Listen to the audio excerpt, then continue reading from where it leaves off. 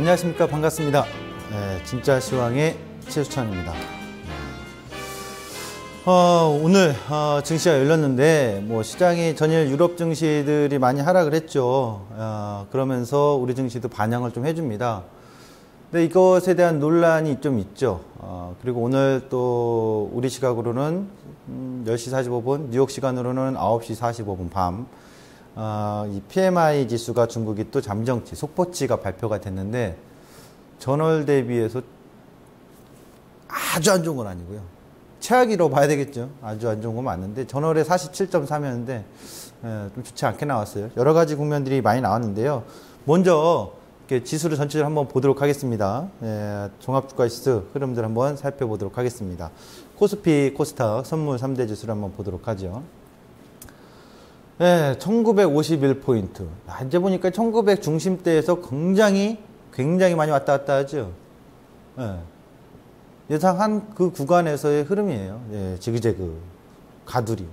이게 가두리라고 볼 수 있을까요? 라고 하시는 분도 있어요. 지나가 보면 M입니다. 압니다가 아니라 M입니다.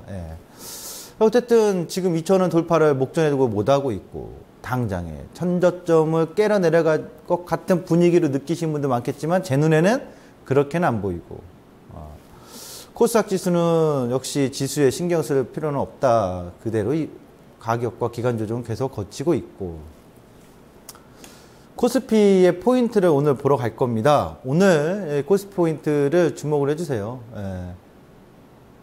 어떤 거냐면 2차 전지의 잔칫날이죠. 오늘 시장 딱 펼쳐보면 훑어보시면 아시겠지만 2차 전지 완전 잔칫날이에요. 한번 요거 하기 전에 2차 전지 관련된 것도 화면을 쭉 한번 넘겨줘 보시겠어요? 저를 잡지 말고요. 그냥 화면 전체를 한번 잡아서 넘겨주시면 좋을 것 같아요. 2차 전지 한번 쫙 지금 흐름도 어떻게 되나 한번 보도록 하겠습니다. 관련주들 한번 올려주시면 감사하겠습니다. 이 화면, 이렇게 보시면요. PNE 솔루션도 상한가를 진입을 해버렸고요. 그렇죠? 일진멀티러즈, 에코프로, 관련주도 삼성, SDI, LG화학, 전반적으로 다 같이 그냥 쭉쭉쭉 오늘 올라갑니다. 굉장히 많이 올라가고 있죠. 왜 그럴까요? 무슨 일이 있었기 때문일까요? 오늘 그거 살펴볼 텐데요. 이제 그 소주제로 가서 보도록 하겠습니다. 보시면, 어제 자동차주들이 오를 때 폭스바겐 사태 반사액이다 이렇게 얘기한 뉴스들이나 또 기사나 또 그렇게 보신 분들이 계시잖아요. 근데 저는 어제 또 얘기했지만 그거는 얘기 안 했어요. 환율이다. 여전히 환율에 대한 기저효과에 따라서 올라간 거지 그건 아니다. 이렇게 좀 얘기를 해드렸죠. 근데 이제 어제 이 폭스바겐 사태를 어떻게 좀 생각을 해봤냐면 저는 이런 시각으로 오늘 생각을 해본 거를 이야기를 좀 해드릴 거예요. 그래서 폭스바겐 사태로 봐야 될 것들 어떤 건지 오늘 설명을 해드릴 겁니다. 혁신을 불러온 아이폰, 테슬라 모터스 이게 무슨 관계냐 그러실 건데요. 이렇게 좀 아주 비약적으로 생각할 수 있는 것도 있지만 이런 해석도 필요하지 않을까라는 국면을 좀 생각해 봤고요. 관련주들은 저기 나와 있는 삼성 SDI나 에코프로, 리케, 후성 외에도 엄청나게 많습니다. 이따 또 다 한 번씩 보여드릴 거고요. 자, 폭스바겐 사태의 최대 수혜주는 저는 2차 전지라고 봤습니다. 그래서 어제 전날 이제 항상 하는 클럽 권한 공개 방송에서도 여러분들에게 다 무료로 그에 따른 이슈 해석을 다 해드렸는데 보도록 하죠. 폭스바겐의 주가입니다. 최근에 2000년도의 주가의 흐름인데요. 엄청나죠? 올라간 게 엄청난 게 아니고요. 빠진 게 엄청납니다. 거의 반토막이 넘게 나버렸습니다. 주당 250불에서 지금 100불 미만대까지 내려왔으니까요. 시가총액이 무려 100조가 넘어갔던 기업이 단 몇 개월 만에 무슨 개별주도 아니고 무슨 테마주도 아니고요. 단 몇 개월 만에 올해 5월 달부터 빠지기 시작한 거거든요. 좀 어처구니가 없죠. 아마 그 독일 증시 투자자분들도요. 황당할 겁니다. 거기 독일 개미들도. 우리나라만 개미가 있겠습니까? 개인 투자자분들 개미라고 표현하잖아요. 개인 투자자가 유럽에 있는 관련된 사람들도 황당할 거예요. 왜 빠지지? 이유가 없었잖아요. 아, 중국의 경기 둔화로? 하지만 올 상반기 내에 폭스바겐이 판매량이 세계 글로벌 판매량 1위였고 중국 시장에서 잘 나간다는 소식이 나왔었기 때문에 다들 황당했을 거라고. 5월달, 6월달. 그래 뭐 그 정도 빠지는 건 뭐 저가 매수가 되겠지. 하지만 막상 뚜껑을 열어보니 어떤 뚜껑이요? 이 폭스바겐 사태, 배기가스 문제가 나오고 나서 꽝 하고 빠지니까 아 이래서 빠졌구나. 이제 와서 합리적인 어떤 근거가 뉴스가 나오기 시작한 거잖아요. 그러니까 모든 뉴스들은 시장에서 주가들의 흐름이 아무도 몰라요. 왜 올라가는지 모르고 왜 빠지는지 이유 근거가 없을 때 가장 공포스럽단 말이에요. 그러다가 이슈가 빵 나오면 그게 고점이고 그게 바닥일 때가 상당히 많죠. 우리가 과거의 경험에 의하면 뭐 가까운 시일에 본다면 2011년도에 그랬지 않습니까? 8월 달에 폭락이 올 때 왜 빠지지? 다 빠지고 나니까 그때서야 신용등급 강등 소식 나오고 그리고 바닥 나왔잖아요. 근데 그런 흐름을 좀 보여주고 있다라고 보시면 되는데 이 폭스바겐 사태 과거에 몇 년 전이죠? 여러분 도요타 사태를 기억하십니까? 그러니까 도요타 사태 때 벌금이 얼마인지 그때 차량 결함 급발진 사고였잖아요. 그래서 미국의 일가족이 제가 알기로는 4명 정도 하는데 일가족 4명이 그 사고로 목숨을 잃고 그러면서 이제 교통조사국에서 막 조사해가지고 차량 결함 문제 찾고 급발진 얘기 나왔는데 당시 사상 최대 벌금이라 해서 10억 불 정도 나왔습니다. 그러니까 우리 돈으로 하면 대략 1조 3천억 정도 1조 좀 넘게 나온 거죠. 이번에 도요타 사태가 이번에 폭스바겐 사태는 배기가스 문제입니다. 그러니까 배기가스로 과징금 얘기가 나오는 건 아직 뚜껑 열어봐야겠지만 뭐 지금 현재로는 예상되는 게 20조가 넘는다고 하죠. 어마어마한 차이죠. 20배 차이란 말이에요. 그러니까 어떤 사건의 중타제한 어떤 기준을 봤을 때 둘 다 나쁜 거죠. 차량 결함 문제도 나쁘고 배기가스 조작한 것도 나쁜데 실질적으로는 듣는 있고 판단하는 사람들에 따라 다르겠지만 오히려 급발진의 차량 결함으로 생명의 위협까지 가하는 것이 더 큰 과징금의 사태가 아니냐. 저는 그런 의구심이 좀 들었거든요. 아, 배기가스 이거 좀 더 조작해가지고 더 많이 나왔다고 해서 당장에 내 목숨이 위태로운 건 아니, 그 차량 운전하는 데 있어서 내 목숨이 위태로운 건 아니잖아요. 하지만 내 차량에 차량 결함이 있어서 언제든지 급발진 사고 나오고 그런 결함으로 해서 부상이나 사상이 될 수 있다는 우려가 있다면 더 큰 사태인데 이번에 좀 의아스럽지 않습니까? 왜 배기가스 문제로 이렇게 큰 과징금을 때릴까요? 저는 이런 쪽으로 이렇게 생각을 해본 거예요. 그래서 이 얘기를 왜 하냐면 현재 폭스바겐이 판매되는 게 글로벌 판매 대수가 전년도의 기준으로 한 970만 대 정도 돼요. 생산량이. 그 다음에 매출액 자체가 250조. 그 다음에 영업이익이 한 15조, 20조 정도 되는 걸로 기억을 하고 있는데 매물가 돼 있는데 이렇게 우량한 회사가 단기간에 이렇게 급락을 했어요. 그리고 뉴스가 나왔어요. 그러면 이제 저가 매수의 반발 매수가 좀 나올 수 있는 현존하는 가치에서는 워낙 싸게 좀 평가가 될 수 있다. 이렇게 좀 볼 수가 있겠죠. 근데 이게 폭스바겐하고 다음에 이제 테슬라까지 같이 보면서 설명드리면 왜 테슬라를 설명드리냐면요. 테슬라의 전년도 판매가 얼마냐?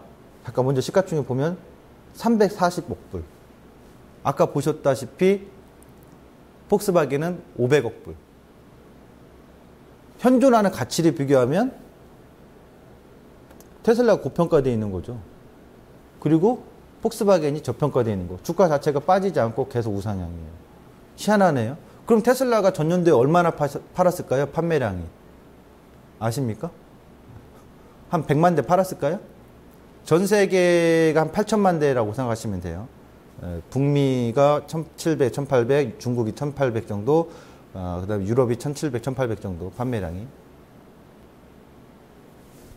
3만 5천 대 팔았어요. 전년도에. 올해가 예상되는 게 9만 대 정도. 매출액은 그러면 고가의 차량으로 파니까 뭐 어마어마할 거냐. 매출액이 3조에서 4조 정도 나와요. 영업이익은 제가 지금 정확히 메모리가 안 돼서 그거는 찾아봐야 되는데. 그러니까 매출액 자체가 그러면 하늘과 땅 차이인데 시가총액은 크게 차이 안 나고 있죠. 왜 그럴까요? 이거를 저는 애플의 아이폰으로 좀 생각을 비약적으로 좀 해볼 수도 있다라고 봐요. 무슨 얘기냐면 노키아라는 거대 산이 있었거든요. 그렇죠? 그래서 우리가 피처폰에서 노키아를 이길 수 있는 가능성은 거의 없었어요. 삼성전자나 LG전자가.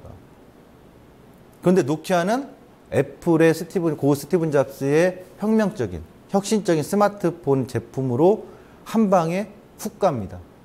인생도 한 방에 훅 간다라는 뭐 개그맨의 멘트처럼 정말 한 방에 훅 가버렸어요.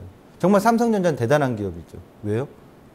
피처폰의 모바일 세트 제조업체들 중에서 살아남은 기업 중에 유일하다고 볼 수 있어요. 그리고 스마트폰으로 넘어오면서도 오히려 시장 점유율이 더 강화가 됐다는 얘기. 생각해 보시죠. 불과 몇 년 전입니다. 그 IT라는 생태계 자체가 워낙에 빠르게 가니까 삐삐에서 PC에서 PC에서 핸드폰 넘어오는 시기가 워낙 빠르거든요. 자동차는 그렇게 빠른 생태계 변화가 나오기는 어려운 환경입니다만 이번에 이 사건이 어떤 역사적인 빌미의 사건이 될 수도 있다라는 비약적인 생각도 해볼 필요성이 있다는 얘기죠. 실적으로 디젤차 엔진이라든가 엔진 기술은 세계 2차 대전의 패전국들인 일본이나 독일이 앞서 있습니다. 분명 기술이 앞서 있습니다. 그리고 고유가 시절에 일본은 하이브리드의 프리우스 제품을 내놓고 갔고 유럽의 차량 회사들은 메이저 차량 회사들은 연비 향상을 해서 디젤 쪽으로 많이 갔단 말이에요. 그러면서 이제 디젤 차도 우리나라에도 어느 날부턴가 광고에 나오잖아요. 디젤 차량, 야, 승용차가 디젤이야? 냄새나고 시끄럽고, 이거 좀 좋지 않은데, 막상 해보니까 연비도 워낙 좋고, 그래서 좀 많이 팔렸죠. 마케팅적으로 그렇게 밀고 나갔던 거 아닙니까? 그러니까 그런 상황에서 경쟁을 해서 성장했던 폭스바겐인데, 그 디젤이 맞았단 말이에요. 그렇다고 미국에서 엄청나게 많이 팔렸냐? 미국은 유가나 휘발유값이 워낙 싸기 때문에, 우리처럼 뭐 세금이 많이 붙어 있지 않기 때문에, 예. 가솔린 차량이 여전히 많아요. 예, 디젤 차량 그렇게 선호도가 높지 않거든요. 근데 그런 상황에서 이렇게 폭스바겐이 맞았다는 얘기는 큰 의미를 좀 암시한다는 얘기죠. 그래서 판 자체가 계속해서 확 바뀌는 건 아니지만 판 자체가 서서히 바뀌고 있다. 어떤 판? 자동차의 엔진, 구동하는 게 내연기관에서 순수 전기차로 당장에 가진 않지만 그 거쳐가는 과정에 놓여져 있다라는 것을 하나의 또 암시하는 사건이 아니냐라고 좀 보여져요. 당장에 뭐 노키아가 망했던 것처럼 글로벌 메이저 차량들이 망하지 않겠습니다만, 그렇죠? 그런 변화름도 있다는 거죠. 또 하나는 온실가스 배출량을 보시면 2020년도까지 급격하게 낮춰요. 거의 30-40%의 온실가스 배출량을 낮춰야 되는 규격이 있는데, 그렇다면 결국에 기존의 내연기관으로는 한계에 봉착할 거란 말이죠. 연비 향상은 이뤄내더라도. 그러면은 이렇게 주도하는 것이 누구냐? G7이에요. G7에 뭐 독일도 포함되어 있거든요. 꼼짝 못하는 거 아니에요, 메르켈이. 올 6월에 다 합의해놓고 환경 규제를 다 더 강력하게 외쳤는데 자국의 기업이 그렇게 해버렸으니 꼼짝 못하는 거죠. 그리고 조사는 미국에서 했고요. 참 이런 어떤 국제적인 정세 이런 것도 설명드리려면 꽤 많은 시간이 필요한데 아이러니하게도 공교롭게도 그렇게 됐다는 얘기죠. 그러니까 이런 것이 단순하게 아이고 야 이렇게 자동차 이제 큰일 났다. 이제 폭스바겐 우리나라 차 많이 팔리겠다. 이런 단순한 투자 시각보다는 더 많은 것들이 함축되어 있다고 보시면 좋겠고, 그래서 제가 봤을 때는 폭스바겐의 사태로 인해서 우리가 관심 가질 것은 향후 미래의 자동차 산업 발전의 단계를 보셔야 된다. 그래서 제가 이걸 보여드렸잖아요. 지난번에. 보시면 이렇게 하면 넘기겠습니다. 사인이. 세계 자동차 산업의 발전 방향. 내연기관차가 급속도로 다 없어지지는 않겠죠. 이게 자산이기 때문에 너 이제 중고차 디젤 타고 있지?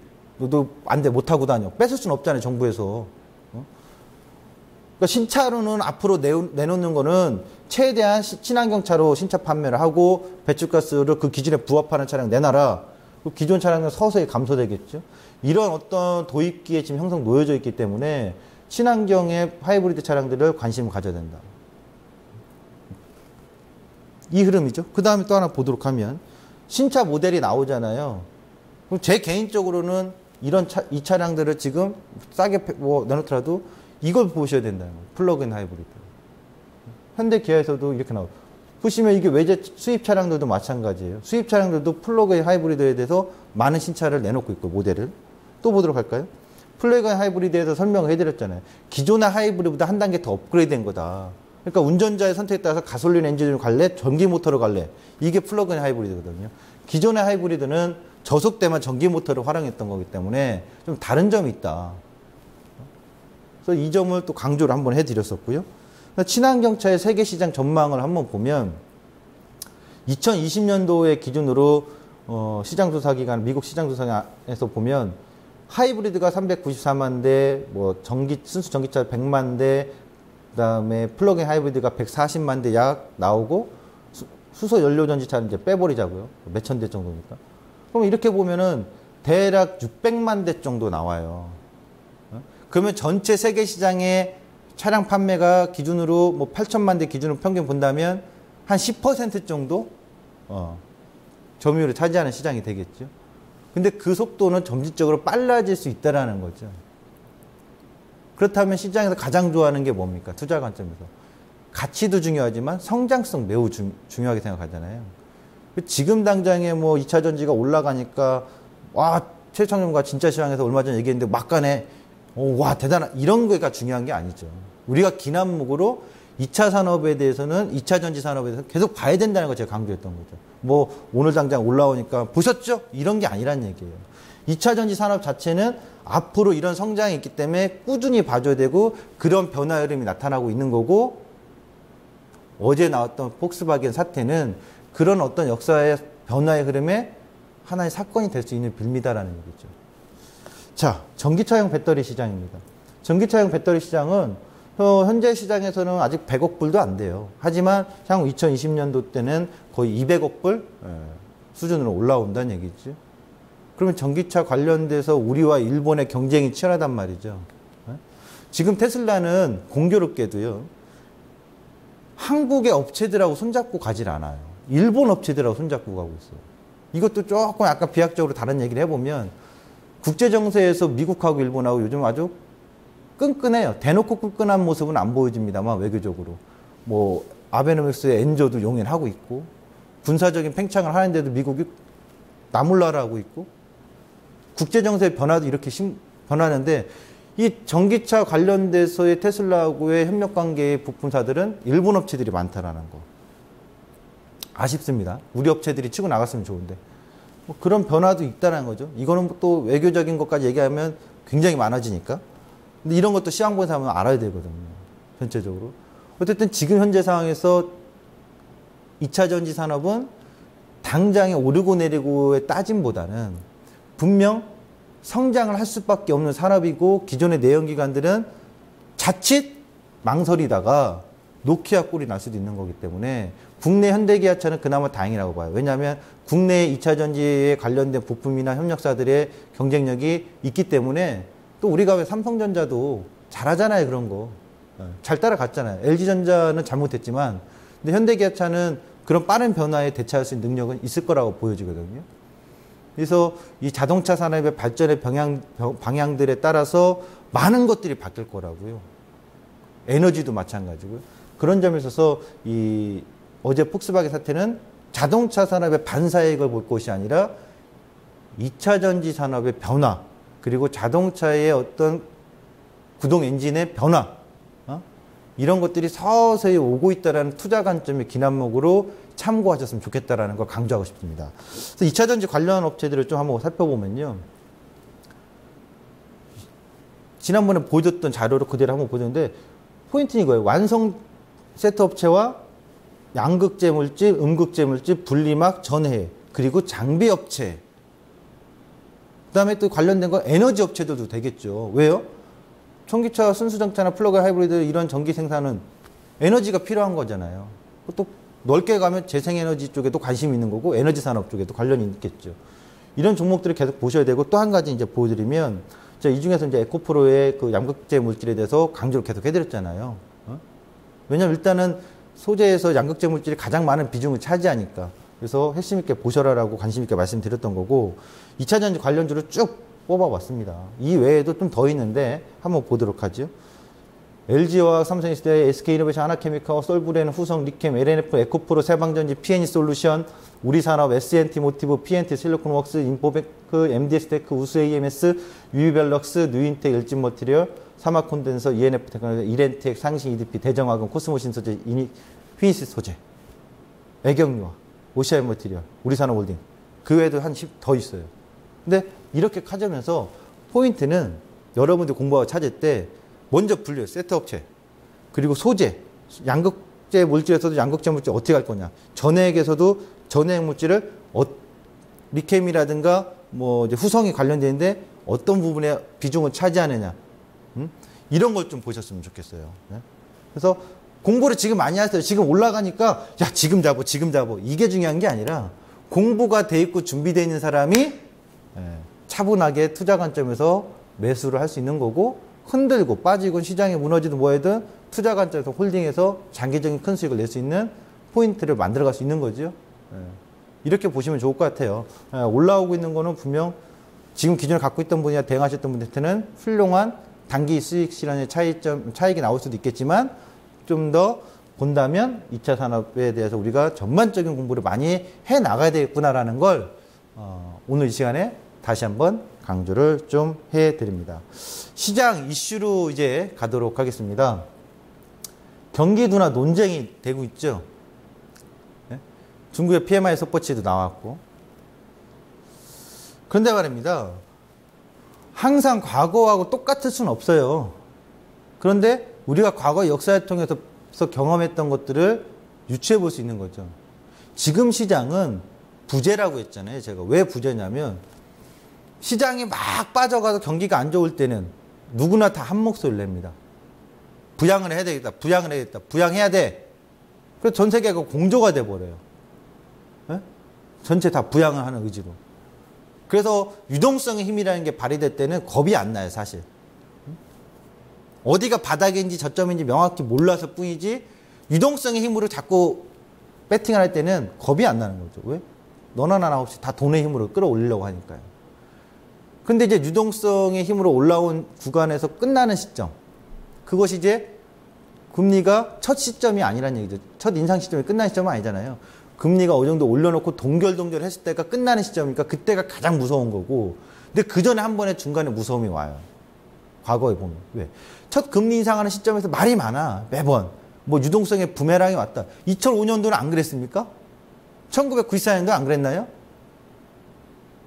2004년도, 5년도에 이 유동성의 그린스펀의 유동성 잔치로 부작용이 와서 부메랑이 와서 이제 큰 폭락이 올 것이다.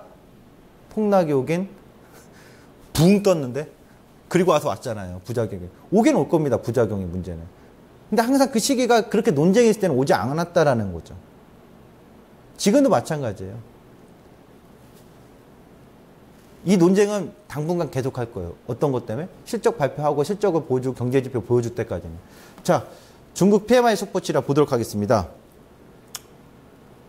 전망치는 47.6이었는데 47이 나왔고요. 전월에 47.3. 소폭 더 안 좋아졌어요. 계속 중국에서는 지준율과 기준금리 인하를 했잖아요. 그럼 이 구간에서 이런 생각을 해보면 역발상으로. 안 좋게 나왔어? 그러면 또다시 중국이 깽가리 두드리면서 어느 시점에서 부양책을 또 내놓을 거예요. 그것이 통화부양책이 됐든 재정부양책이 됐든 그런 가능성을 시장은 엿보기 시작할 거고 만일 반전이 나왔더라고 하면 그동안 부양책에 대한 효과가 좀 나오나 보다라고 할 텐데 안 나왔으니 더 강력한 뭔가를 기대게 될 거고 시장에서. 그리고 나서 이제 다시 실적 시즌에서 기업들의 실적에 따라서 주가의 움직임이 나오겠죠. 그리고 아까 독일이나 폭스바겐을 기준 잡았듯이 유럽에서 독일 증시는 폭스바겐 자체가 3개월 만에 반토막이 넘게 났는데 과매도형이 나오는 거죠. 우리나라 삼성전자 반토막 넘게 났다고 하면 과매도형이 팍 나오잖아요. 그런 기술적인 반등의 포인트가 10월에 독일과 유럽 증시에 나타날 가능성이 있고 중국에서는 그런 기대감을 한번 예상해 볼 수 있겠고 우리 증시는 다음 자료를 보면서 마지막 보여드리겠습니다. 제가 예상했던 그냥 이 구간이 지그재그예요. 지그재그. 225의 하단을 깨고 내려가는 것보단 그냥 234, 35대 또는 더 내려오면 232에서 1대까지 계속 지그재그 형태의 가두리니까 이 형국을 언제까지 봐야 된다고 했어요? 긴 연휴가 끝나는 시점까지. 이렇게 보시면 될 것 같습니다. 지금까지 진짜 시황의 최수창이었습니다. 감사합니다.